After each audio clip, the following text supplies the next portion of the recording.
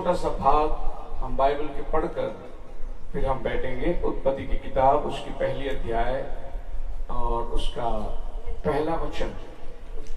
यूहन्ना रचित सुसमाचार उसका पहला अध्याय और उसका पहला वचन। या कोई है अपनी भाषा में माइक से लेकर पढ़ सके हिंदी में, ताकि आदि में वचन था, आदि में वचन था और वचन परमेश्वर के साथ था, वचन परमेश्वर के साथ था, और वचन परमेश्वर था। वचन परमेश्वर था। यूहन्ना ये उत्पत्ति 1:1। आदि में परमेश्वर ने आकाश और पृथ्वी का निर्माण किया।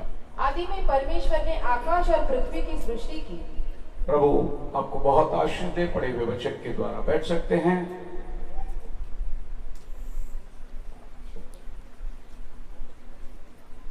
एक जोरदार तालियां उन सभी गीतों के लिए जो लोग यहाँ पर पेश करें। सबसे बढ़िया गीत आखिरी का गीत हुआ जो मैसेज के लिए हम दरवाजा खोल दिया। बोलो हालेलुया। न जमीन थी न आसमान था, तब भी थे हम खुदा के साथ, और अब भी है हम खुदा के साथ। हालेलुया। हम उसके ख्यालों में पल रहे थे। इस धरती में आने के पहले हम अपने पिता के अंदर थे, पर अदृश्य रूप में हमारा पिता, उनके पिता जो मेरा दादा लगते हैं, उनके अंदर थे। अदृश्य रूप में वो उनके पिता के अंदर थे जो हमारे पूर्व पादस कहे, अदृश्य रूप में। और वो हमारे परदादा आदम उनके अंदर थे अदृश्य रूप में, और आदम खुदा के अंदर था। बोलो हालेलुया। तो हम सब कहां जाके पहुंचते हैं? उस खुदा के पास जिसने सब कुछ रचा। उसका नाम मुबारक हो। मैं सीधे मैसेज में जा रहा हूं, पर कुछ अनाउंसमेंट है।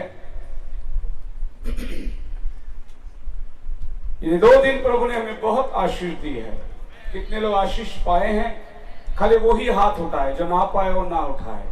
खाली पीली झूठी हाथ उठाकर झूठा आश्वासन ना दे। कितने लोग आशीष पाए हैं? आमीन, हालेलुया। हम भी बहुत आशीष पाए हैं। आपके आने से हम लोग बहुत आशीष पाए हैं। हालेलुया। आप लोगों की उपस्थिति से हम बहुत आशीष पाए हैं। सवेरे 6 बजे हमारी यहाँ प्रार्थना शुरुआत हुई। मैंने सोचा कि कितने लोग आएंगे मालूम नहीं, लेकिन सारा मैदान भरा हुआ था। 6 से 7 बजे बढ़िया प्रार्थना हुआ। उसके बाद हमारी सर्विस हुई, और फिर दोपहर को संडे स्कूल का प्रोग्राम हुआ। सारे बच्चे मिलके बोलेंगे हालेलुया। मजा नहीं आया? हालेलुया। और उसके बाद हमने मिनिस्टर्स मीटिंग रही, जहां पास्टर स्टीफन ने हमारे लिए अगुवाई की। सवेरे का संदेश पास्टर शद्राक ने हमारे साथ शेयर किया। बहुत बढ़िया विचार को रखा, और ये सारे विचार जो चल रही है, हम सब आदि में चले जा रहे हैं। Going to the beginning. हमारी शुरुआत जहां से हुई हम वहां पर जा रहे हैं। और मैं उम्मीद करता हूं कि एक और बातों में भी आपने आनंद लिया होगा। सभी लोग सवेरे का नाश्ता किए, दोपहर को खाना खाए, अब रात को भी आपके लिए खाना इंतजार कर रहा है। बस इतना चाहता हूं कि आपकी सेवा करने में थोड़ी सी आप हमें मदद करिए। और वो ये है कि आज मीटिंग के बाद बहनें और बच्चे पहले जाएंगे खाने के लिए। ब्रदर्स लोग रूम में जा सकते हैं, कपड़े चेंज कर सकते हैं, और फिर आप लोग आधे घंटे के बाद में अगर आप आएंगे तो मुझे लगता है कि लगभग सिस्टर्स और बच्चे खा चुके होंगे। खाने का तरीका भी मैं बताता हूं। गार्डन में बैठ के ना खाए, ये सोच के खाए कि हमारे पीछे कतार में बहुत लोग खड़े हुए हैं। नहीं तो हम बैठे आराम से गप्पे लगाकर खा रहे हैं, और बेचारा दूसरा आदमी प्लेट लेके खड़ा हुआ है, उसको खाना ही नहीं मिल रहा है। ऐसा ना खाए। बैठे खाने के लिए खाने पर ध्यान लगाए, खाना खाए, जल्दी दूसरों को जगा दे, ताकि समय पर सबको भोजन का इंतजाम हो सके। इसलिए सिस्टर और बच्चे पहले जाएंगे, ब्रदर्स लोग रुके रहेंगे। दोपहर को बहुत अच्छा ऐसी डिसिप्लिन बनी रही, और वहां खाने पर गर्दी भी नहीं हुआ। एक और मैं बात बताता हूं कि खाने की टेबल के पीछे जाके खाना ना उठाए। सामने से लीजिए, जितना भी चाहिए आप लीजिए। ऐसा कोई भी सबब हो जिसको खाना नहीं मिला तो हम आपको दोबारा बना के देंगे, पर आपको भूखा नहीं सुलाएंगे हम। इसलिए आप ये ना करें कि खाने के पीछे जाके उठा के ले जाए। खाना बांटने वाले हैं, हर जगह में डिसिप्लिन रखें। हम स्त्रियों को पहला जगह देते हैं। एक ही जगह जो हम स्त्रियों को नहीं देते वो है पुलपिट। बाकी सब जगह वो पहले रहेंगे, लेकिन पुलपिट जो है वो हम उनको नहीं देते। एक बार आदम ने पुलपिट देख के गलती किया। हवा ने बोला जी खा के देख लो क्या होता है, और फिर उसका अंजाम तो मालूम है। देखो मेरे बाल सफेद हो रहे, मेरे दांत गिर गए, मैं बुढ़ापा की तरफ जा रहा हूं। ये पहली प्रीचिंग का अंजाम है।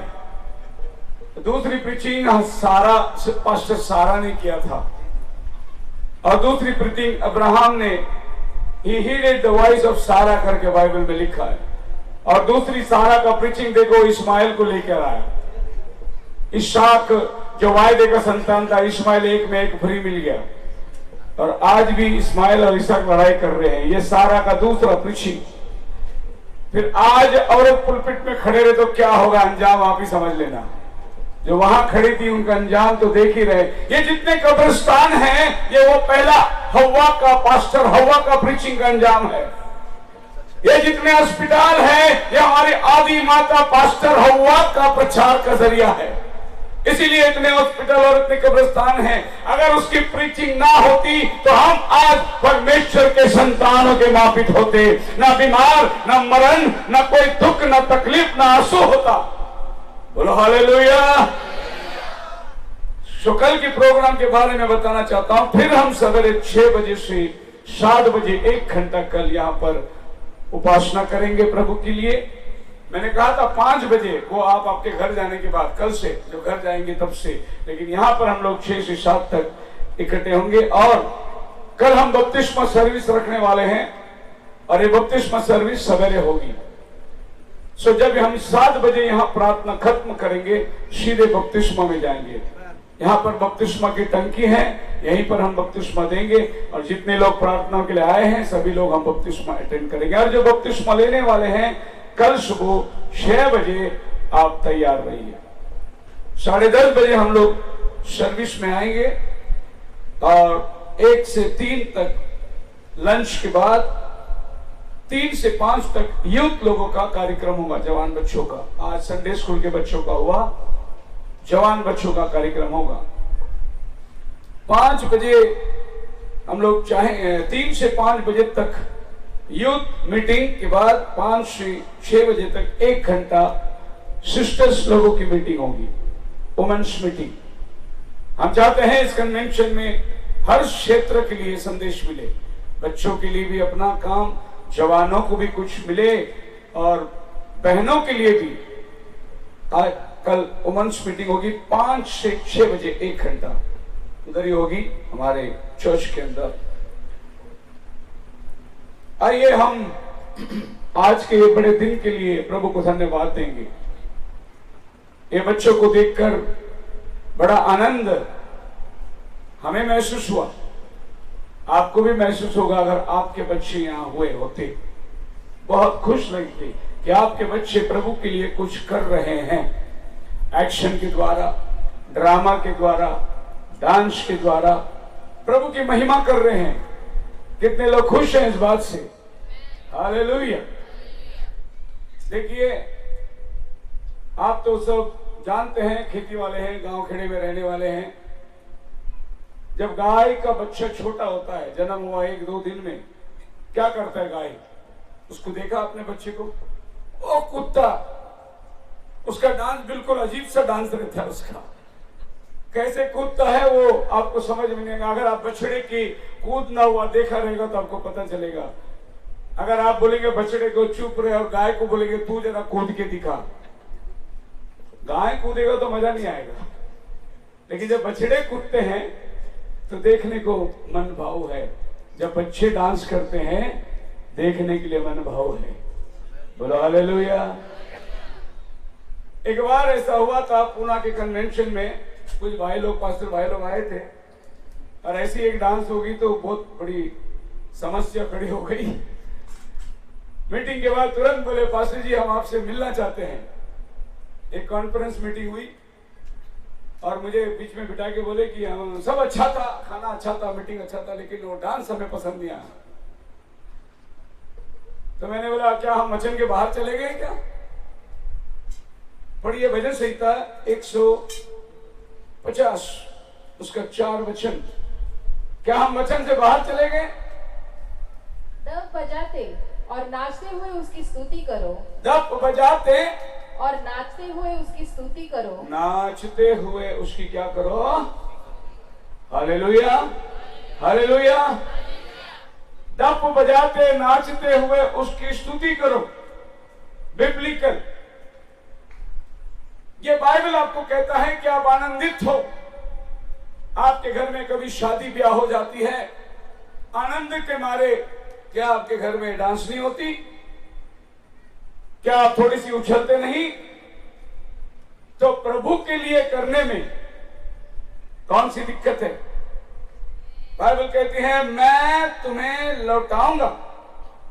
यिर्मयाह की किताब 31 अध्याय का 12 और 13 वचन में लिखा है मैं लौटाऊंगा तुम्हें लौटा के ले आऊंगा वायदे के देश में, और फिर तुम क्या करोगे मेरे लिए?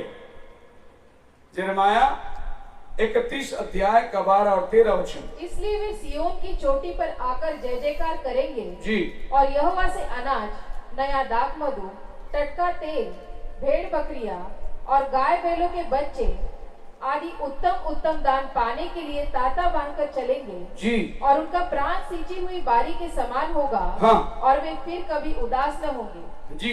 उस समय उनकी कुमारियां नाचती हुई हर्ष उनकी करेंगी। कुमारियां नाचते हुए प्रभु की महिमा करेगी। बोलो हालेलुया। प्रभु बोलते जब मैं लौटा ले आऊंगा तुम्हारी भरपूरी होगी, और जब तुम्हारे घर में भरपूरी होगी तब उनकी कुमारियां नाचते हुए प्रभु की महिमा करेगी।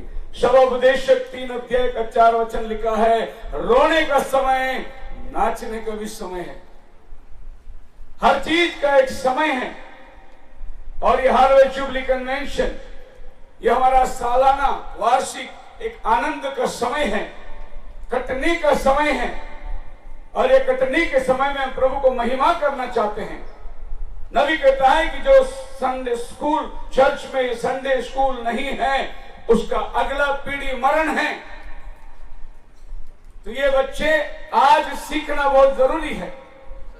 आज इनको वो एक्शन आना बहुत जरूरी है कि ये प्रभु के लिए क्या कर रहे हैं, वरना आने वाला पीढ़ी जो है बड़ी मरण को आपके बीच में लेकर आएगा। बहुत से लोग संडे स्कूल पर विश्वास नहीं करते, लेकिन संडे स्कूल होना बहुत जरूरी है। अनेक वचन है। दाऊद राजा भजन संहिता 30 अध्याय 11-12 में लिखा है। भजन संहिता 149 के अंदर 3 और 4 में लिखा है। और डेविड खुद दूसरा शमूएल 4:6 का 14 वचन में संदूक के आगे नाचता हुआ जा रहा है। उसकी पत्नी उसकी अपमान करती है, पर दाऊद कहता है मैं और नाचूंगा मेरे प्रभु के लिए। बोलो हालेलुया। उसके कपड़े भी उतर गए। देखिए, आप जरूर वचन के आधार लेकर चर्चा करना। तो वो जो बात हुई, कोई जवाब नहीं दे सके, खामोश थे। तो मैंने उनसे कहा अगली बार जहां नाच गाना होगा उधर आप नहीं रहेंगे, और जिधर आप है उधर नाच गाना नहीं होगा, जो आपको नहीं पसंद है। और जहां नाच गाना होगा उधर आप नहीं रहेंगे। और ये सच हुआ। उसके बाद हमने उनके साथ मुलाकात करी नहीं, ना उनको हमने बुलाया। हमने बोला आप दूर ही सही है। मसीह में मेरे प्रिय लोगों, वचन को आधार लेकर आप जो कुछ करो कर सकते हैं। हिसाब देने वाला परमेश्वर है। अब सोच लो कि मैंने ये बच्चे को बुला लिया स्टेज में और बोलो कि भैया मैं तुझे आज 7 सील सिखाता हूं, तुझे मालूम है छठवां मोहर खुला या नहीं खुला? ये सिखाया बच्चे को? नहीं। उनका स्टेज अलग है और हमारा स्टेज अलग है। मिनिस्टर्स मीटिंग में हम अलग चीज को बात करते हैं, और बच्चों के बीच में हमें अलग चीज बताना है। क्योंकि बाइबल में लिखा है जब मैं बालक था तब मैं दूध पीता था, घुटनों के बल रेंगता था। अब मैं समझदार हो गया, अभी मैं अन्न खाता हूं। अब मुझ में समझदारी आ गई। फिर कोरिन्थियों की मंडली को पौल कहता है, मैं क्या देखता हूं कि तुम अब भी दूध पी रहे हो, तुम अन्न नहीं खाए, क्योंकि अन्न खाने के काबिल तुम अभी तक हुए नहीं। ऐसे बहुत सारे विश्वासी लोग हैं जो अन्न खाने के काबिल नहीं, वो अभी भी दूध पी रहे हैं। और विशेष करके इस अंतिम दिनों के संदेश वालों के अंदर तो कुछ अजीब है। वो ये है कि बंदा नीला शर्ट पहना हुआ है, कहता है कि नबी नीला शर्ट पहनते थे, इसलिए ये भी पहना हुआ है नीला शर्ट। मुझे क्या करना है, नबी क्या पहनता था, कौन सा रंग है? हमें पहनना है कि हम सोबर दिखे, नग्नता को ढांपे, अश्लीलता प्रकट ना हो। बाकी आप कुछ भी पहन ले। ऐसा भी कहा जाता है कि ये फलाना ग्रुप यही कपड़ा पहनेगा। ऐसा कोई डिसिप्लिन नहीं है। प्रभु ने इतना कहा कि स्त्री पुरुष का पहरावा ना पहने, ये वचन है। और स्त्री ने पुरुष के पहराव को ना अपनाए। दूसरी बात यह है कि स्त्री अपने आप को संवारे इस तरीके से कि अश्लील ना दिखाई दे, गंद ना दिखाई दे। और कपड़ा हमें इसीलिए दिया गया है कि हम अपने आप को ढांके। नबी चला गया था कहीं अफ्रीका के जंगल में, जहां पहले दिन मीटिंग में सारे नंगे आके बैठे थे, उनके पास तो कपड़ा ही नहीं था। और पहले दिन की मीटिंग में पवित्र आत्मा ने उनको ऐसा स्पर्श किया, अगले दिन वो सब ब्लैंकेट ओढ़ के आके बैठे थे। ब्लैंकेट ओढ़ के बैठे हुए थे क्योंकि उनके पास पैंट शर्ट नहीं थी, पर वो अपने आप को ढक के बैठे थे। ये पवित्र आत्मा का काम है जो आपको ढकने को कहेगा। बोलो हालेलुया, खुदावन का नाम मुबारक हो। हमारे आगे के कार्यक्रम में मेरे पास बचा सिर्फ 15 मिनट आज के संदेश के लिए। 10 बजने के लिए सिर्फ 15 मिनट। क्या आप चाहेंगे कि मैं 15 मिनट में खत्म कर दूं कि थोड़ा आगे जाएं? बोलो हालेलुया। एक आदमी बड़ा थका मांदा आया, जो पास्टर था, बहुत लंबे से सफर में आया। बोला कि ऐसा है कि मैं बहुत दूर से आ रहा हूं, बड़ा थक गया हूं, मैं बैठ के प्रचार करूंगा आज। किसी ने भीड़ में से कहा, आप बैठ के प्रचार करिए, हम सो के सुनेंगे। आप कैसे सुनना चाहते हैं? देर तो बहुत हो गई, तो जागते हुए सुनेंगे। हालेलुया। बाइबल कहती है उत्पत्ति 1:1 में, in the beginning God created heaven and earth. परमेश्वर ने आकाश और पृथ्वी की निर्माण करी। उत्पत्ति किताब का लिखा जाना मूसा के द्वारा हुआ, और यूहन्ना रचित किताब लिखा जाना यूहन्ना सुसमाचार के द्वारा। और इस किताब में और इस किताब में कई सालों का अंतर है। पुराना नियम मूसा के द्वारा लिखा गया उत्पत्ति की 3000 साल के बाद, लेकिन मूसा ने उत्पत्ति की सारी वृत्तांत जो है, जो घटना हुई थी, एक एक करके उसने पहले अध्याय में समाया है, जबकि मूसा उधर था नहीं। मूसा ने जब उत्पत्ति की किताब लिखी तब 3000 साल हो चुका था, मतलब 2000 साल जल प्रलय हो गए थे। और जल प्रलय के बाद, नूह के बाद 1000 साल के बाद मूसा ये धरती में आता है, लेकिन लिखता है उत्पत्ति की किताब। उसके बाद हम आएंगे यूहन्ना रचित सुसमाचार। ये लगभग उत्पत्ति की किताब से 4000 साल के बाद लिखी गई यूहन्ना रचित सुसमाचार। लेकिन यूहन्ना जिसने 4000 साल के बाद लिखा, ये उत्पत्ति से भी पहले की बात लिखता है। हालेलुया। उत्पत्ति में लिखा है परमेश्वर ने आदि में आकाश और पृथ्वी की निर्माण करी, लेकिन यूहन्ना जो है वो उत्पत्ति से भी पहले जाता है, जहां कहता है आदि में वचन था। अभी पृथ्वी नहीं थी, वचन था। पृथ्वी बनी कब? जब मूसा उत्पत्ति में आया, तब कहता है उससे पहले यूहन्ना गुजर के जाता है। ना जाने जब पृथ्वी नहीं थी कितना 1000 साल पहले यूहन्ना चला गया होगा। हम भी आज उसी ख्यालों में जाएंगे जो गीत कहता था, ना जमीन थी ना गगन था, एक उद्धार किया हुआ व्यक्ति अगर ये चांद को देखे जो ऊपर चमकता है, उससे कहे कि ऐ चांद, तेरे सृष्टि से पहले मैं उत्पन्न हुआ, तू बनने से पहले मैं था। दिखाई दे रहा है कि चांद, तुझसे पहले मैं था। बोलो हालेलुया। अपने विचारों को ऊंचा करो, अपने ख्यालों को ऊपर उठाओ और चले जाएंगे हम उत्पत्ति के दिनों में, जहां पर सूरज चांद सितारे नहीं थे, वहां तुम खुदा के ख्यालों में पल रहे थे, उसके विचारों में पल रहे थे।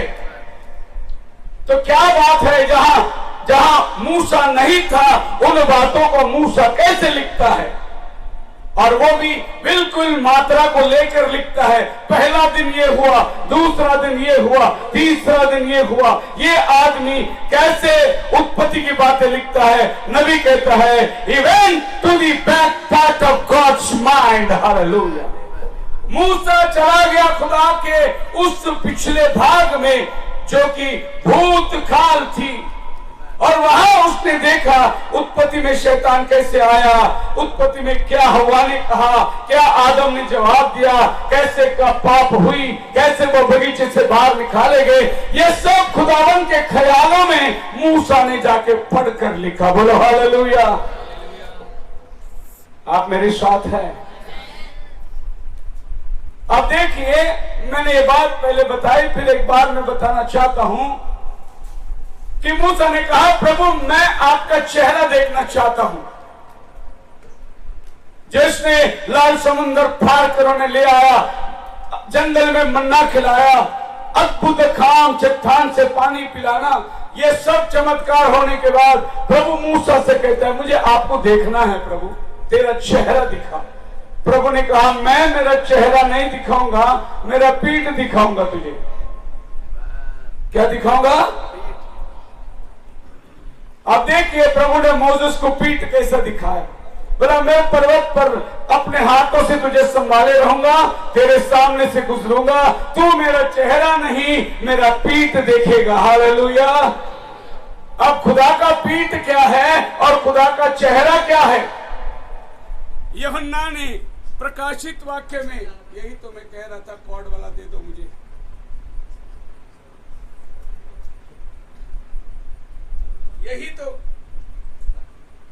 यही तो कह रहा था यूहन्ना कि प्रभु प्रकाशित पहले अध्याय के अंदर, और उसने प्रभु का चेहरा सूर्य के समान चमकता हुआ देखा, बादल को ओढ़े हुए, आग की स्तूल उसका पैर, उसके सर पे ऊन जैसे बाल, वो उसके चेहरे को देख रहा था और मूसा उसका पीठ को देख रहा था।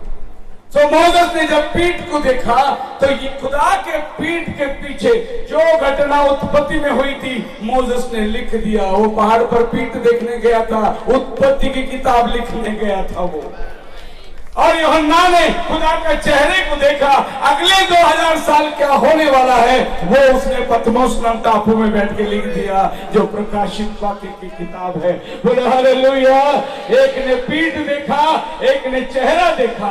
जिसने पीठ देखा वो बीती हुई बातों को लिखा। प्रभु ने बोला, मोसेस आगे क्या होने वाला मैं तुझे नहीं बताऊंगा, लेकिन तू उन बातों को लिख जो पीछे हो गई है। और यूहन्ना को बताया, तू पीछे की बात को मत देख, वो लिख जो होने वाली है। बोलो हालेलुया। तो ये दोनों वचन के अंदर क्या अंतर है? आदि में परमेश्वर ने आकाश और पृथ्वी की निर्माण की। यूहन्ना कहता है इससे पहले कि कुछ निर्माण हुआ वचन था, और उस वचन के द्वारा प्रभु आगे बढ़ता है। What happened before the beginning of time? समय की शुरुआत थी कि पहले क्या था और कैसे थे। समय जब शुरुआत हुआ हम समय के अंदर बंध गए, लेकिन समय के पहले हम अनंत काल में थे, हमारे लिए बंदिश नहीं थी। आज हम समय के अंदर बैठे हुए हैं, इसीलिए 10 बजे हमें मीटिंग खत्म करना है, 11 बजे में खाना खाना है, सवेरे 6 बजे में उठना है, क्योंकि हम समय के अंदर बंधे हुए हैं। लेकिन जब हम समय तैयार नहीं हुआ था, हम अनंत काल में थे। हालेलुया। ना हमारा सोने का ना हमारा उठने का कोई टाइम था, हम खुदा के ख्यालों में पल रहे थे। आप मेरे साथ हैं? मैं आपको ले जाना चाहता हूं, बहुत ऊंचे आयाम में ले जाना चाहता हूं। कितने लोग आना चाहते हैं?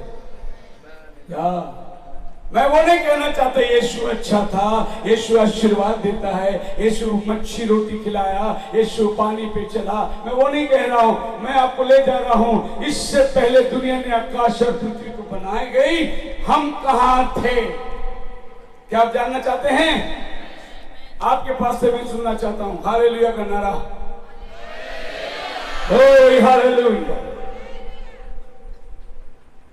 आज सवेरे एक पास्टर जी ने मुझे पूछे, बोले पास्टर जी इतने लोग कल सारा चिकन खाए, आपके पास पोल्ट्री भी है क्या? खाना पीना तो है ही, आपके पास पोल्ट्री भी है क्या? मतलब पोल्ट्री तो नहीं है लेकिन खाना पीना सबको भरपूर है। आज भी पोल्ट्री है। सो समय के पहले, before the beginning of time, there was Elohim, the eternal. समय शुरुआत होने के पहले उसके पास अनंत काल, एटर्निटी, जिसको ना आदि है ना अंत है, जिसकी ना शुरुआत है ना खात्मा है, उसको कहते हैं अनंत कालिक। वही परमेश्वर जो अनंत कालिक है समय के अंदर प्रवेश करता है। कैसे उसने समय के अंदर प्रवेश किया? साधु सुंदर सिंह अपने किताब में लिखता है, जब वो महर्षि से मिला, कहता है कि ये खुदावन को सबसे कठिन समय क्या था? तो महर्षि कहता है कि मैंने प्रभु से पूछा कि आप ये धरती में आए, आप इंसान बनकर लोगों के बीच में घूमे, सबसे कठिन समय आपके लिए क्या था?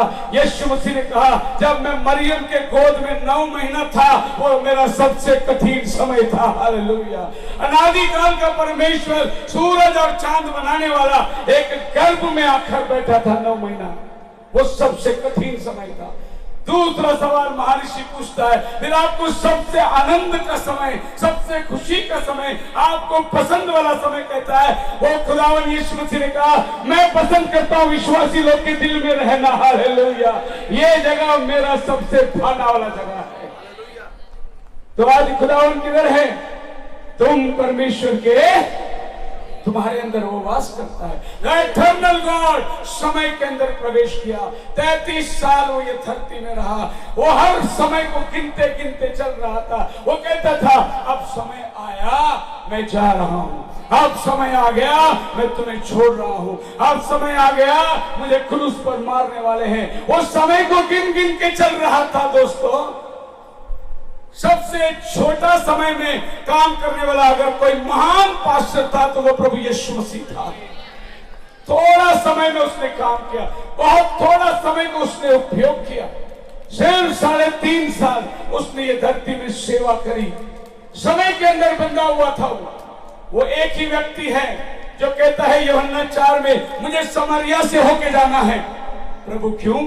बोले मुझे वहीं से जाना है, क्योंकि वहां समरिया स्त्री में एक कुएं के पास पानी भरने को आने वाली है। वो चुना हुआ बीज है, उसको आज मिलना है मुझे। हालेलुया। वो जरीको से होकर गया, क्योंकि उस जरीको के रास्ते पर एक जक्कई झाड़ में बैठा हुआ था, उसके घर में उतार ले जाना चाहा। वो उस दिन जरीको के शहर से जा रहा है। वो कहता है, यहूदा समय आ गया है, तू जा अपना काम कर। समय को लेकर चलने वाला, लेकिन वो समय के पार रहने वाला सेल्फ एग्जिस्टिंग वन परमेश्वर था। उसके लिए कोई सीमा नहीं थी। He was self existing, वो अपने आपे में, उसको कोई, उसका ऊपर कोई बॉस या उसके ऊपर कोई आज्ञा देने वाला नहीं था। वो अपने आपे में ही सब कुछ था, क्योंकि सब कुछ उसी के अंदर समाया हुआ था। इसके लिए बाइबल कहता है, He was self existing God who had only immortality, dwelling in light, and no man can approach unto him. No man has seen him, nor can see him. पहला तीमुथियुस 6:16 में लिखा है, वो रोशनी में वास करता, कोई देख नहीं सकता, कोई उसके पास जा नहीं सकता, और कोई उसे अपना नहीं सकता, कोई उसे स्पर्श नहीं कर सकता। The characteristic of Elohim, Elohim का कैरेक्टरिस्टिक क्या है? He is eternal. इसका मतलब है no beginning and no ending. He is omniscient, he knoweth all thing. उससे कोई बात छिपी नहीं है। 1000 साल पहले क्या हुआ, 1000 साल बाद क्या होगा, ये उसे मालूम है। वो सर्वव्यापी परमेश्वर है, ओमनी प्रेजेंट, हर जगह वो मौजूद है। अभी हमारे साथ इस बदलापुर में मौजूद है, साथ ही साथ वो पंजाब में आपके घर में भी मौजूद है। He is omnipresent God, hallelujah. He is omnipotent, all powerful God, सर्वसमर्थ परमेश्वर। He is sovereign, no one can thwart his will. वो अपने आपे में जो वो सोचता है वो करता है, उसके विचार को कोई रोक ही नहीं सकता, उसका रास्ता को कोई बदल नहीं सकता। That is the characteristic of Elohim. Elohim, L यहूदियों ने ले लिया, जिसके साथ साथ एल अल्लाह, अल अकबर, एल उन्होंने ले लिया। ओम भारत देशवासियों ने, हिंदुओं ने ले लिया ओम। और हमने क्या लिया? एलोहिम, हमने पूरा ले लिया समझ। क्रिश्चियन ने क्या लिया? एलोहिम हमारा है। उन्होंने ओम ले लिया, उन्होंने अल ले लिया, और हमने एलोहिम ले लिया, क्योंकि हमें एलोहिम का प्रकाशन मिला। ही इज एटर्नल गॉड, हालेलुया। आप मेरे साथ है? ही इज इनफिनिट, उसको लिमिट नहीं है, उसको सीमा नहीं है। जिसने चांद को बनाया उसको लाकर तुम मंदिर में नहीं रख सकते। He is infinite. जिसने सारे आकाश धरती को बनाया उसको लाकर अपने घर में कोने में नहीं बिठा सकते, उसकी सीमा नहीं है। वो कहता है, देखिए क्या कहता है प्रेरितों के काम 7 अध्याय के 47 वचन के अंदर, आसमान मेरा सिंहासन, पृथ्वी मेरा पायास्तन, मेरे लिए कैसे मंदिर बनाओगे तुम? जब वो स्वर्ग में वास होता है तो ये पृथ्वी उसका पैर रखने का जगह है।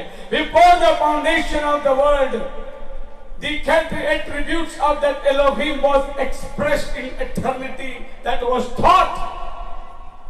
जब खुदावन के पास आकार नहीं था, रूप नहीं था, वो केवल एक विचार था। आज से 2 महीने पहले हमारे मन में एक विचार था कि हम एक कन्वेंशन लगाएंगे, और आज मेरा विचार मेरे आंखों के सामने मैनिफेस्ट हो चुका है। लेकिन ये कन्वेंशन जो आज आप बैठे हैं 4 तारीख, ये 2 महीने के पहले हमारे ख्याल में थी, अदृश्य था, लेकिन आज मेरा ख्याल प्रकट हो चुकी, हम आंखों से देख रहे हैं, दुआ सलाम कर रहे हैं। हमारे ख्यालों में था हम पंजाब वाले को बुलाएंगे, हमारे ख्यालों में था हम दिल्ली वाले को बुलाएंगे, हमारे ख्यालों में था हम मद्रास से पास्टर शद्रक को बुलाएंगे, हमारे ख्याल में था हम गुजरात से पास्टर भीम सिंह को बुलाएंगे। लेकिन मेरा ख्याल 2 महीने के बाद मेरे आंखों के सामने देख रहा हूं, यही खुदावन है। विचार था, विचार खुल के आ गई, हालेलुया। That was eternity. खुदा के बारे में और अधिक जानकारी के लिए हम लोग आगे बढ़ेंगे। जब वो एटर्निटी में था, उसके पास ख्याल था, तो ख्याल क्या था? What was his thought? उसके अंदर परमेश्वरत्व के ख्याल थी, that he wanted to be God. When he became God, before he became God, he was not God at all, because the word God is and subject of worship. God का मतलब है आराधना करने का एक वस्तु, और जब वो कोई वस्तु था ही नहीं तो वो गॉड ही नहीं था। लेकिन गॉड का ख्याल उसके अंदर थी, उसके विचार गॉड के, उसके पास एक फादर का विचार था, उसके पास एक उद्धारकर्ता का विचार था, उसके पास थॉट में एक हीलर का विचार था, उसके पास एक याजक बनने का विचार था, उसके पास एक राजा बनने का विचार था, उसके पास एक न्याय बनने का विचार था, न्यायाधीश। हालेलुया। इन सब विचारों को वो अपनी क्रिया में ले आया। कैसे? वो आपको अपना बेटा बनाकर वो बाप बन गया। उसके ख्यालों को वो प्रकट किया, अपने बेटे को उसने कहा। क्योंकि बाइबल सिर्फ आदम को खुदा का बेटा बोलता है। लूक 3 अध्याय का 36 और 37 में पढ़ोगे, और वो एनोश का, वो सेत का, वो आदम का, और आदम खुदा का। ये खुदा का बेटा लूसीफर नहीं बन पाया, गैब्रियल नहीं बन पाया, फरिश्ते नहीं बन पाए, चेरोबीम और शेराफीम उसके बेटे नहीं बन पाए। उसका बेटा बनने का अधिकार सिर्फ मुझे मिला है। मैं उसको बाप करके कह सकता हूं। रोमियो की 8 में पौल कहता है, हम प्रार्थना करना नहीं जाते, लेकिन उसकी आत्मा जब आती है, हे अब्बा, हे पिता करके पुकारती है। आपने कभी ऐसा प्रार्थना किया? बड़े शब्दों में प्रार्थना करिए, तू परवरदिगार है, तू मालिक है, तू सृष्टि करता है, तू शारोन का गुलाब है, तू बोर का तारा है, तू सोसन का लिली है। इतना सब प्रार्थना करने के बाद आखिर में ऐसा बोलो, हे अब्बा, हे पिता, तू मेरा बाप है। देखो कितनी सुकून मिलती है तुम्हें, कितना आनंद तुम्हें मिलता है जब तुम उसको अब्बा करके बुलाओ। हमारे एक बुजुर्ग पास्टर थे, सैमुअल मन्ना पास्टर, अभी प्रभु के पास चले गए। मुझे वो ले जाते थे मैंगलोर में, कर्नाटक में सेवकाई के लिए। तो जब मैं पहली बार उनके साथ गया था, हम लोग मैंगलोर में एक होटल में रुके हुए थे, और रात के टाइम हम लोग खाना ना खा के सो गए। सवेरे सवेरे 4 बजे मेरे कान में एक आवाज आई, अब्बा। मैं बोला, कौन बोल रहा है इतने रात को अब्बा? जब मैंने आंखें खोल के देखा तो पास्टर साहब नमन्ना घुटना टेक कर खटिया पे ऐसे किसी को पकड़ के बैठा है, अब्बा करके बोल रहा। साधु सुंदर सिंह कहता है, जब मैं रात को थक कर घर जाता हूँ, विश्राम का समय होता हूँ, तो मेरे दिन भर की विचारों को भूलने मुझे तकरीबन 1 घंटा लग जाता है। आज के सारे दिन मेरे जख्मों को देखने 1 घंटा के बाद जब मैं देखता हूँ तो मैं मेरे अब्बा के गोद में लेटा हूँ, मेरे यीशु के गोद में लेटा हूँ। और प्रभु यीशु मुझ पर हाथ फैलाता है, और उसके हाथ फैलाने से मेरे शरीर के सारे जख्म सूख जाते हैं। और जब भोर सूरज उदय होने के समय वो कहता है कि प्रभु बोलते, बेटा उठ, अब हमारा अलग होने का टाइम हो गया, अब तू जा अपनी सेवा में, मैं शाम को फिर तुझे मिलता हूं। और वो प्रभु से अलग होकर सेवा में चला जाता है। अब्बा करके पुकारने का एक अनुग्रह प्रभु ने आपको दिया है। Hallelujah. The beginning of time, that was thought started when God's thoughts became word. समय शुरुआत हुई जब विचार वचनों में बदलने लगी, जब खुदा ने अपने ख्यालों को वचनों में बाहर निकाला, तब समय की शुरुआत हो रही है। कैसे? उसने कहा सूरज बन जा, सूरज बन गया, रात और दिन आ गई, समय आ गया। जब उसने अपने विचारों को बाहर निकाला, पेड़ और पौधे, तो फिर समय आ गई। ये बीज बनेगा, नीचे गिरेगा, मरेगा, फिर जाएगा, फिर उठेगा। वो समय के अंदर वो बंध गई। उसको मौसम दिया, उसको काल दिया। 1 साल में तू इतना ही फल देगा, 1 समय के अंदर तू इतना ही पत्ते देगा, उसको समय के अंदर बांध दिया। जब ख्याल वचन में आई तो समय की शुरुआत हुई। और जब हम लोग, आप और हम इस समय के अंदर आए, तो हम समय के अंदर गिर गए। समय ने हमें पकड़ लिया और समय के अनुसार हम विचार को बदलने लगे। In the beginning was the word was with God and the word was God. अब उसका विचार वचन के रूप में बदल गई। तो सबसे पहले क्या बनाया उसने? वचन बनाया।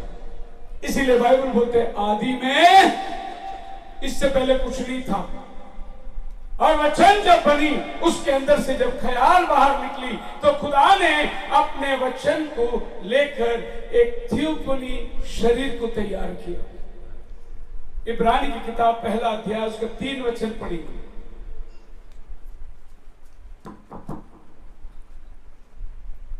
वह उसकी महिमा का प्रकाश और उसके तत्व की छाप है, और सब वस्तुओं को अपनी सामर्थ्य के वचन से संभालता है।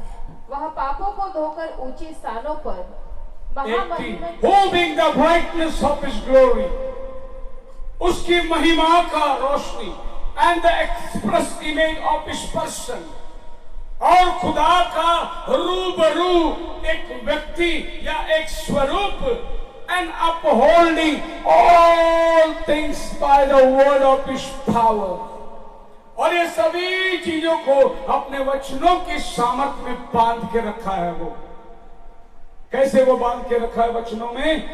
एक दिन वो नाव में जा रहा था, तूफान उठ गई, वो नाव डूबने पर चेले उठा रहे, प्रभु हम मरे जा रहे हैं, आप सो रहे हैं। प्रभु ने उनको बोला, डांट मारी, शांत हो जा। समुद्र शांत हो गई। अपने वचनों में समुद्र को बांध के रखा है। अपने वचनों में आंधी को कहा थम जा, आंधी थम गई। अपने वचनों में उसने उसको बांध के रखा है। बट वो कौन है? खुदा का express image. Colossians 2:9, for in him dwelleth all fullness of Godhead bodily. उसमें परमेश्वरत्व की सारी परिपूर्णता सदैव वास करती है। कैसे कहते हैं? ऊपर बाप बेटा है, बेटा नीचे आया है, नीचे आया हुआ बेटा बाप का स्वरूप है।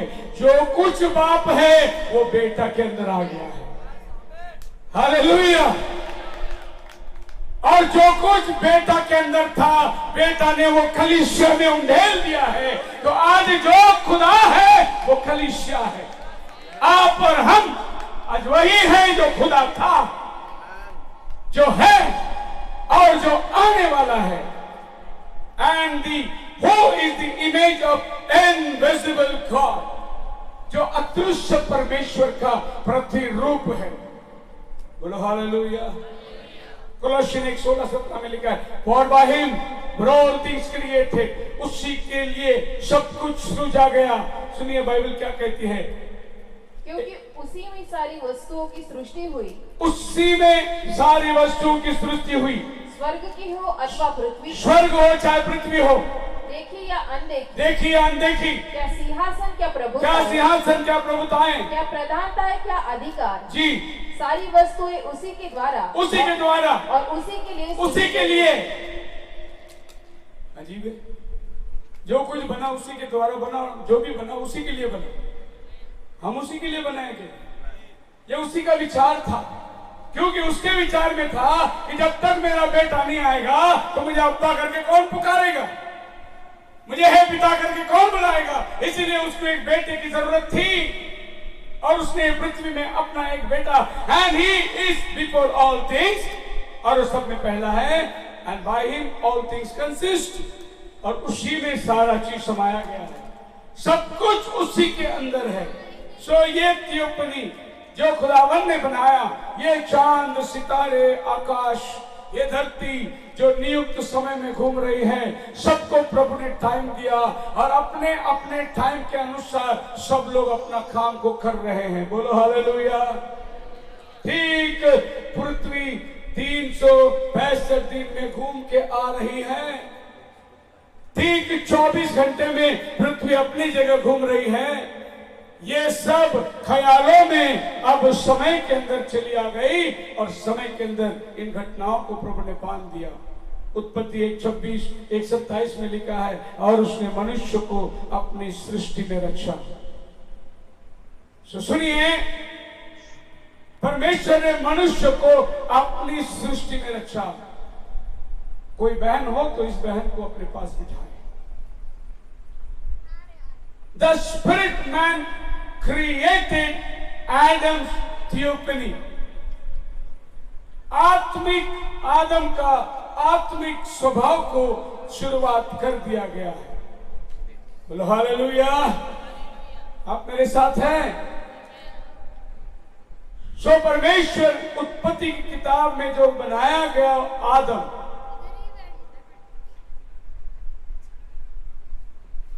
शैतान भी उधर था एटर्निटी में खुदा के साथ। जब वो एटर्निटी की बात हो रही है तो वो भी मैनिफेस्ट हो रहा है अपने आप को कि मैं भी था, मेरी भी जिक्र की आखिर, मैं भी वहां था, मैं कैसा वहां से गिरा गया किस तरीके से वो बंदिश में आ गया, वो भी अपने आप को मैनिफेस्ट करता है। सो आदम की पहली थियोफनी बन गई। आदम की थियोफनी बनने के बाद खुदा ने उस थियोफनी को इस मिट्टी की देह में रखा। इस मिट्टी की देह में जो थियोफनी के प्रभु ने आदम के आत्मिक शरीर बनाई, उसी शरीर के अनुसार एक पार्थिव शरीर बनाया, और ये थियोफनी को जो आत्मिक था लेकर इस मिट्टी के अंदर डाल दिया। और ये मिट्टी जब जीवित हुई, वो यहाँ पर हम हैं जो इधर बैठे हुए हैं। हम अभी मिट्टी के शरीर में हैं। अब हमें पौल कहता है दूसरा कोरिन्थियन 5:1-2 में, we all know if our earthly house of this tabernacle dissolve, we have a building of God in heaven. Paul कहते हैं जब शरीर का घर, इस धरती पे मिट्टी का घर गिराया जाएगा, हमें स्वर्ग में एक भवन मिलेगा।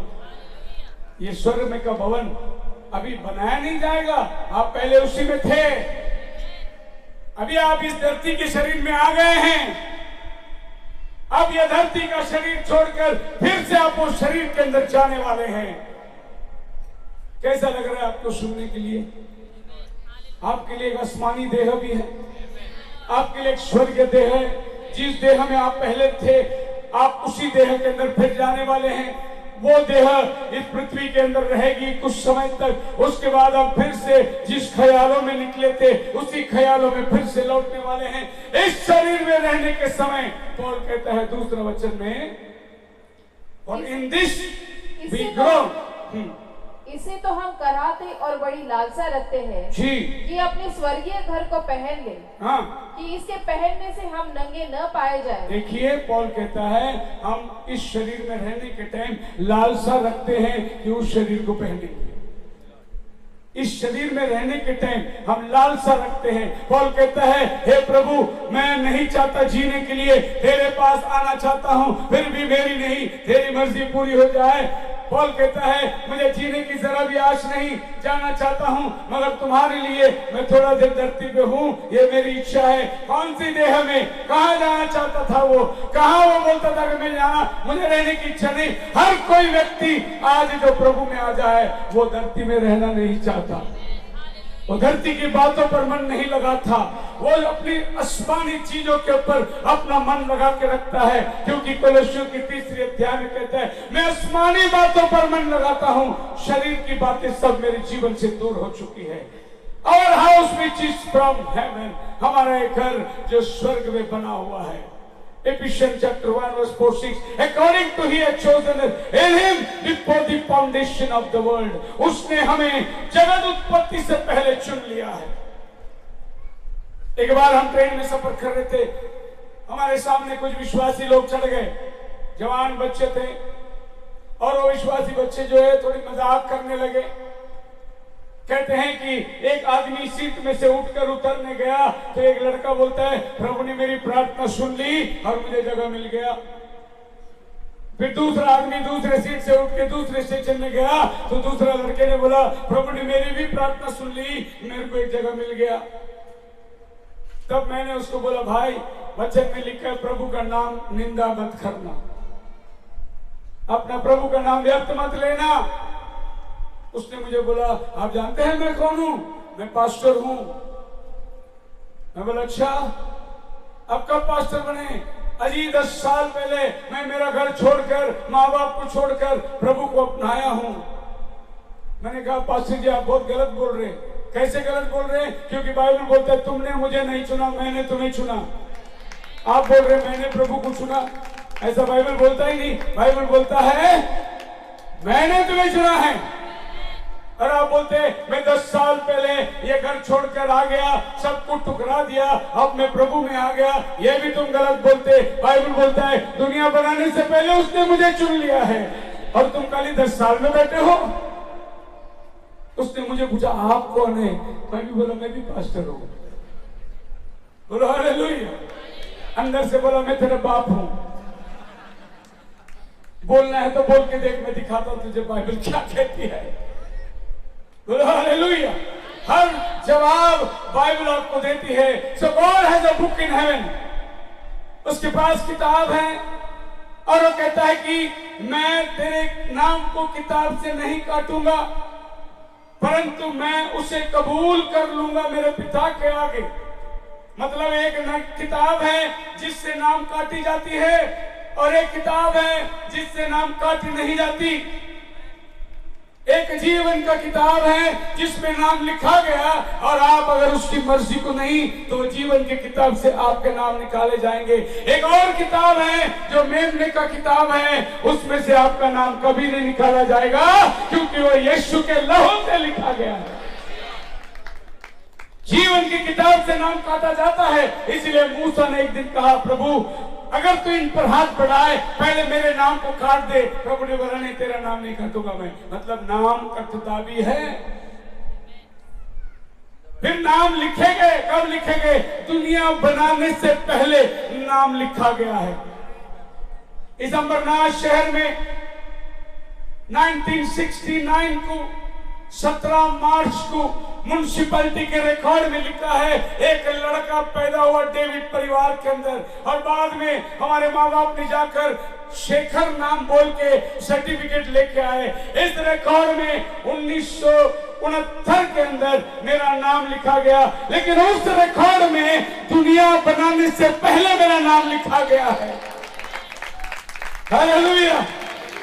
इस रिकॉर्ड के मुताबिक मेरा उम्र अभी 42-52 हो गया है, 53 चल रहा है। लेकिन उस रिकॉर्ड के मुताबिक मैं मरने वालों में नहीं, मैं अनंत काल जीवन पा चुका है। हालेलुया। कौन से रिकॉर्ड में आप अपना नाम देखना चाहते हैं? बहुत लोग अपना नाम को चर्च के रिकॉर्ड में रखते हैं कि कोई मर जाए तो फादर गाड़ने के लिए आएगा, शादी हो जाए तो फादर पढ़ने के लिए आ जाएगा। इसलिए वो किताब में नाम होना जरूरी है। ये रहने दो और ये काटने भी दो, लेकिन उस किताब में नाम है या नहीं वो जानना सबसे महत्व का जरूरी है।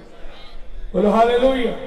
रेवल्यूशन 13:8 में लिखा है, जो कोई पृथ्वी पर है उस पशु का उपासना करेंगे, ये वही करेंगे जिनका नाम जीवन की किताब में नहीं है, और जिनका नाम है वो उस पशु के ऊपर कभी नहीं करेंगे। अब यहाँ पर एक बात स्पष्टीकरण है, वो ये है, मेमना जगत उत्पत्ति से पहले हमारे लिए मारा गया। मेमना कौन है? प्रभु यीशु मसीह। कब मर गया मेमना? अब इतिहास में देखो तो 2000 साल बताती है, लेकिन बाइबल कहती है दुनिया बनाने से पहले वो मरा हमारे लिए। वो जानता था कि एक दिन मेरा बेटा इस गुनाहों के अंदर दबेगा। इस गुनाहों से छुड़ाने के लिए पहले से ही उसने जामीन तैयार करके रखा हुआ था, अपना मेमने की किताब में नाम लिख कर रखा हुआ था। वो आपका जीवन का हर चाल, हर पहलू, हर चीजों को जानता है। रोमा 38 में लिखा है, more he predestinated them he also called, जिनको उसने पूर्व नियोजित किया उसको बुलाया। whom he had called he had justified, जिनको बुलाया उसे धार्मिकता दी, और जिनको धार्मिकता दी उनको उसने महिमा में शरीक दी। ये सब आपके प्री कॉलिंग के ऊपर निर्भर है। अगर वो आपको जानता है तो आपको बुलाएगा, आपको बुलाया है तो आपको धार्मिक ठहराएगा, आपको धार्मिक ठहराएगा तो आपको अपनी महिमा में देगा। अगर आप यहाँ हैं तो ये सारी बातें आपके लिए, अगर आप यहाँ नहीं तो आपका आगे का कोई भी काम आपके लिए नहीं है। बोलो हालेलुया। आप मेरे साथ हैं? John chapter 6 verse 65 में लिखा है, Therefore I unto you said, no man can come unto me except you are given unto him by my Father. मेरे पास कोई नहीं आ सकता सिवा वो जो पिता मुझे देता है। कोई नहीं आ सकता, कोई विश्वासी नहीं बन सकता। ये सारा झूठा आरोप है कि कोई किसी को क्रिश्चियन बना दिया, कोई धर्मांतर कर दिया। बाइबल बोलता है कोई धर्मांतर नहीं कर सकता, केवल वही आएगा जिसको मेरा पिता बुलाता है, जिसको खुदावन अपने पास बुलाता है, वो ही आ सकता है। बोलो हालेलुया। मैं एक बार कन्वेंशन के लिए पुलिस स्टेशन गया था परमिशन लेने, तो परमिशन नहीं दे रहे थे।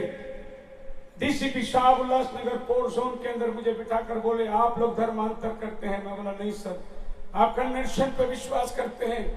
बोले हाँ मैं कन्वर्शन पर विश्वास करता हूं। मैंने कहा एक शराबी पीना, दारू के अड्डे पे जाने वाले को हमने लेकर बाइबल पकड़ाकर चर्च में जाने लगा, साहब इसी को कन्वर्शन कहते हैं, तो ये होना ही चाहिए। हालेलुया। जो आदमी गुनाह के रास्ते पर खूनी बनकर, चोर बनकर जा रहा है, उसको बाइबल पकड़ाकर, उसको नेक रास्ते पे रखकर वो अभी अपने परिवार के साथ प्यार कर रहा है, चर्च में जा रहा है, खुदा को याद कर रहा है, इसको कन्वर्शन कहते हैं। तो ये तो सारा दुनिया में होना ही है। उस साहब ने मेरा लेटर लिया, साइन करके बोला जाओ लगाओ मीटिंग। ये तो होना ही है। हालेलुया। अगर किसी का घर बनता है तो ये तो बनना ही है। अगर इसको कन्वर्शन कहते हैं तो फिर कन्वर्शन होना ही है, नहीं तो इंसान जानवर का स्वभाव लेके धारण कर ले। आप देखिए, इंसान और जानवर में कोई फर्क नहीं है। कोई इंसान का आदमी देखो, उसके चेहरा देखो कैसा आपको दिखेगा। कोई आदमी खूंखार दिखता है, वो तो हमेशा टेंशन में दिखाई देता है, हमेशा उसका चेहरा गुस्से में रहता है, उसके चेहरे में कभी हंसी नजर नहीं आएगी।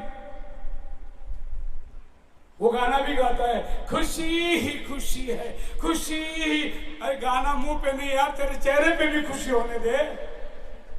इतना टेंशन में वो गाता है गाना, पर वो खुशी उसके मन में नहीं खाली गा रहा है। सो हम लोग एक जानवर का रूप को धारण किए, क्योंकि जानवर को भी उतना ही मालूम है। एक ब्रदर ने कहा, पास्टर जी हम लोग को बपतिस्मा देखे, वो पास्टर पता नहीं कहां चले गए, अब 10 साल से हमारे पास चर्च नहीं, कुछ नहीं। मैं बोला वो पास्टर नहीं, वो एक जानवर था। जैसा कुत्ता बच्चा देख के रास्ते पे छोड़ता है, वैसा वो छोड़ के चला गया। इंसान वही बनता है जो जन्म देने के बाद उसका परवरिश कर सके, उसको स्कूल में भेज सके, उसको पढ़ा कर सके, वो इंसान है। और ये आदमी जानवर की तरह पैदा कर दिया, छोड़ दिया। लेकिन उसको भी तो बुद्धि है, पर वो आपको इंसान नहीं बनाता, पढ़ाता नहीं। लेकिन इंसान का जानवर का स्वभाव आ गया। अगर आप ड्राइवर होंगे, गाड़ी चलाते होंगे, रास्ते पे चलने के टाइम पे आपको ट्रैफिक में बड़ी परेशानी आ जाती। कोई लोग ऐसे चलते हैं बीच रोड में, बिल्कुल फिक्र नहीं, कितना भी हॉर्न बजाओ तो ड्राइवर क्या बोलते हैं, भैंस की तरह यार रोड बीच रोड में चल रहा है। देता है ये नहीं जानवर का उपमा आपको। कोई आदमी बिल्कुल ऐसा रहता है ना समझ, बोलते तू गधा है। क्यों उसको गधा बना दिया? क्योंकि जानवर का स्वभाव उसके अंदर दिखाई देता है। और अगर खुदा का बेटे का स्वभाव तुझ में है तो लोग तुम्हें इंसान कहेंगे, क्योंकि इंसान को बनाने वाला वही खुदा है। बोलो हालेलुया। समय काफी हो चुका है। खुदावन आपको बहुत आशीष दे। एक आखिरी बात बना के बंद करता हूं। यहूदा की किताब पहली अध्याय 4 वचन में लिखा है, क्योंकि कितने ऐसे मनुष्य चुपके से हम में आ मिले हैं, जिनके इस दंड का वर्णन पुराने समय में पहले ही से लिखा गया था।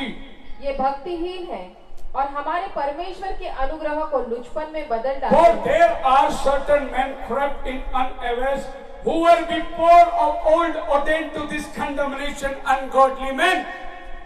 अब ये मत सोचो कि खुदावन केवल अपनी दुल्हन को, चुने हुओं को नहीं, जो नाश में जाने वाले हैं उनको भी खुदा ने चुना है नाश के लिए।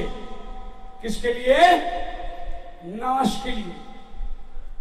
अभी मेरे पास सिर्फ 22 स्लाइड हो गए हैं। मेरे पास 61 स्लाइड है, जो स्लाइड को मैं चाहता हूं कि कल इसको कंटिन्यू करेगा।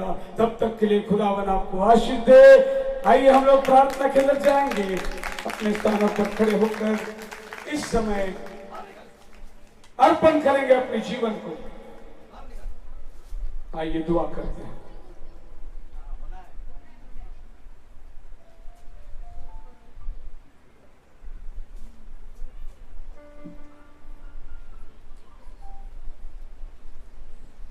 कितने आज वचन को समझ पाए? मैं सिर्फ आधा में बंद कर रहा हूं टाइम के कारण। और अगर कल आप जो गाना गाने वाले, स्पेशल गीत देने वाले, अगर आप ये सोचते हैं कि पास्टर जी आज हम गाना नहीं गाना चाहते हैं, आप वचन दे दो, तो मैं पूरा समय वचन को लेना चाहता हूं। Praise the Lord. आप सिंगर है, मैं मानता हूं, आप अच्छे गाना गाते मानता हूं, लेकिन अगर नहीं है तो ज्यादा समय आप किसको दीजिए? वचन को दीजिए, ताकि मैं संदेश को पूरा कर सकता हूं। मुश्किल है कितना ऐ खुदा तेरे नजरों से छिपना,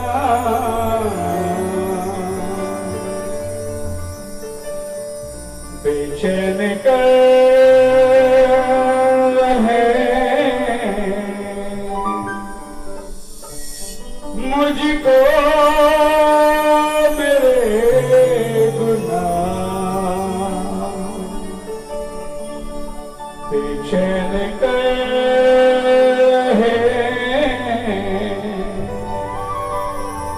मुझको मेरे गुनाह,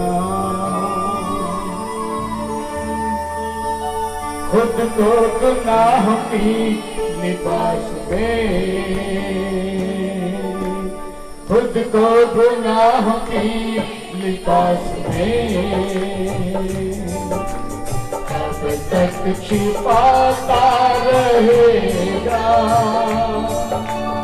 ये ना कभी तू भूलना, यीशु है तुझको देखता, ये ना कभी तू भूलना, यीशु है तुझको देखता, घायल कर मसीह को देना चढ़ा उसको,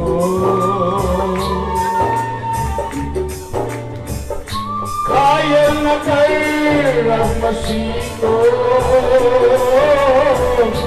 चोरी पर देना चढ़ा उसको, जैसा यहाँ तू करेगा वैसा वहाँ तू करेगा, जैसा यहाँ तू करेगा वैसा वहाँ तू करेगा, खुद को गुनाह की लिबास में, खुद को गुनाह की लिबास में कब तक छिपाता रहेगा, ये ना कभी तू भूलना, यीशु है तुझको देखता, ये ना कभी तू भूलना, यीशु है तुझको देखता। तुम अनंत काल से आए हो, अनंत काल का खुदा तुम्हें देखता है, हर पल हर क्षण अपनी निगाहों में वो तुम्हें बनाए रखता है।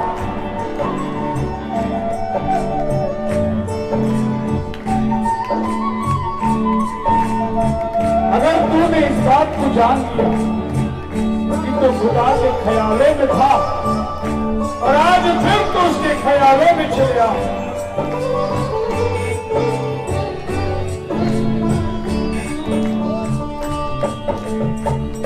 जाना हकीकत तो फिर भी अनजान क्यों बन रहा है, जाना हकीकत तो फिर भी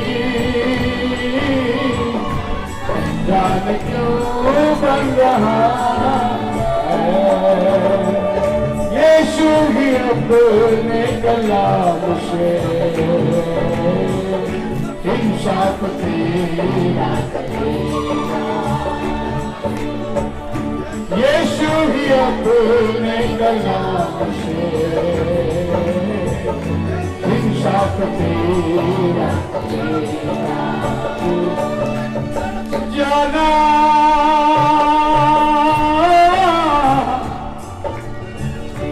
जाना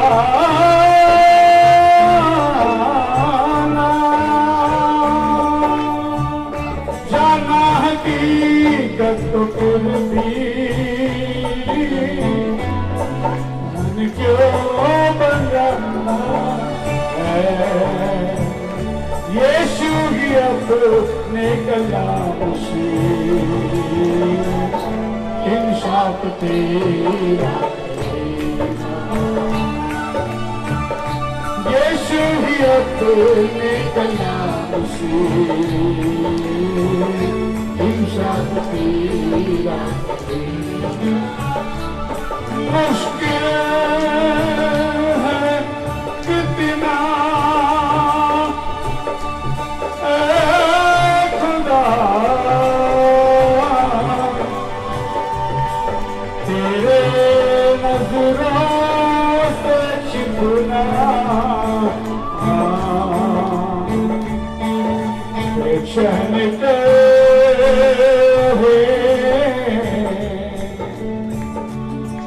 मुझको मेरे गुनाह बेचैन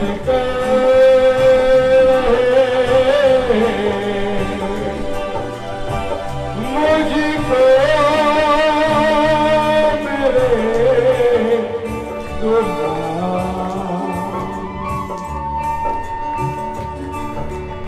प्रार्थना करेंगे अपने आंखों को बंद कर। ऐ खुदा पाक आसमानी, हम धन्यवाद करते हैं, दुनिया बनाने से पहले तूने हमें चुन लिया है प्रभु। हम इस काबिल और लायक नहीं समझते हैं, पर तेरा वचन कहता है कि तूने हमें चुन लिया है, अपना बेटा और बेटी होने का अधिकार दिया है। तो मांगते हैं ये बहन दुष्ट आत्मा से पीड़ित है प्रभु, जितना वास्तव में पवित्र आत्मा आज यहाँ उपस्थित है, उतना ही दुष्ट आत्मा भी उपस्थित है प्रभु।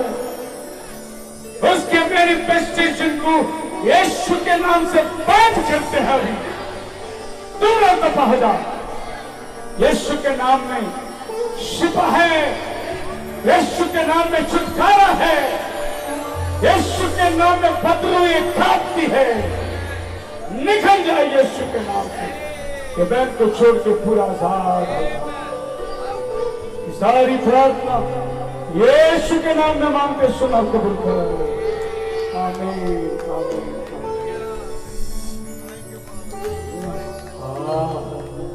Hallelujah hallelujah hallelujah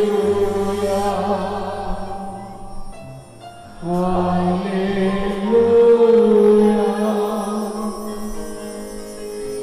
Thank you Jesus, thank you Jesus, thank you Jesus,